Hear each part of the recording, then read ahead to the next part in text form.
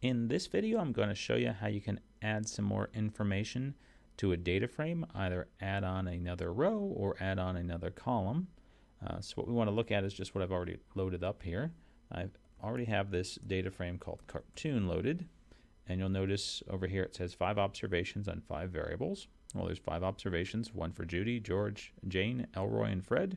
And then there's 5 variables that we're looking at, 5 characteristics they have. One of them is their name, their last name, their hair color, their shoe size, and their age. So those are the 5 variables we're looking at.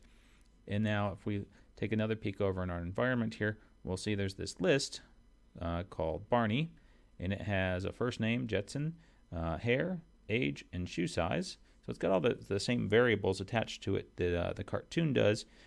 Only thing to notice is the last 2 are not in the same order. But it kind of makes sense if I have this Barney information, maybe I want to sort of meld it in or merge it in with the cartoon information. So they're just all in one spot as opposed to having to refer to several different spots there. Now the way I can do that is I can use this command called rbind. And the R standing for row, and then I'm going to bind something onto it. Now the way it works, just type in the data frame that you want to attach something to, and then type in the extra pieces of information you want to attach on there, which in this case is Barney. It's another list there. And if I hit return on that, it comes back, and now I have 6 observations and 5 variables. And you'll notice Barney's down at the end there. His hair color came through, or I'm sorry, his last name came through as false because he's not a Jetson. His hair color is blonde. And then the last 2 things here, if you actually looked at Barney's information, the 4th thing is over here on the right is his age, and then the 5th thing is his shoe size. Well, since I have names attached to these things, it actually matched them up. And so his shoe size, which was unavailable, got put down as unavailable, and then his age got put in as 34. So it knew enough because of the names attached to each one of those list elements there to put them in the right spots. Now it might be that I also have some extra information on everybody. In this particular case, I know how many toes everybody has. I don't know why, I just decided everybody has some toes. They're cartoon characters, I guess they do.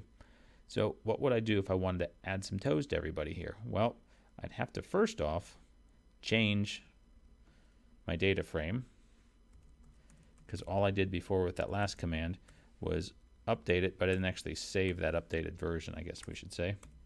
So I'm going to assign this updated cartoon back to cartoon, and you'll see here that it's now got 6 observations on 5 variables. And now what I'm going to want to do is add this toe information to cartoon. So I'll have to use cartoon in my assignment there. And the command you're going to use, it's very different than the last one. It's got a C at the front for column, and then it says bind, so C bind. And I'll just say, here's the cartoon data frame I had, and here's the column I want to add onto it, the one called toes. And so now if you look over here, it'll say cartoon has 6 observations, which it does, because there's one for George, Judy, Jane, Elroy, Fred, and Barney. And then there's 6 variables now, for the sheer fact that now what's measured in it is their first name, their last name, the hair color, the shoe size, the age, and their toes are added onto it too. So Judy, George, Jane, and Elroy all have 10. Fred got into an industrial accident, lost 3. And Barney, I don't know where he got an extra one from, but there you go. So that's how you can go ahead and add an extra row, another observation, or another subject, I guess I should say, to a cartoon data frame or to any data frame.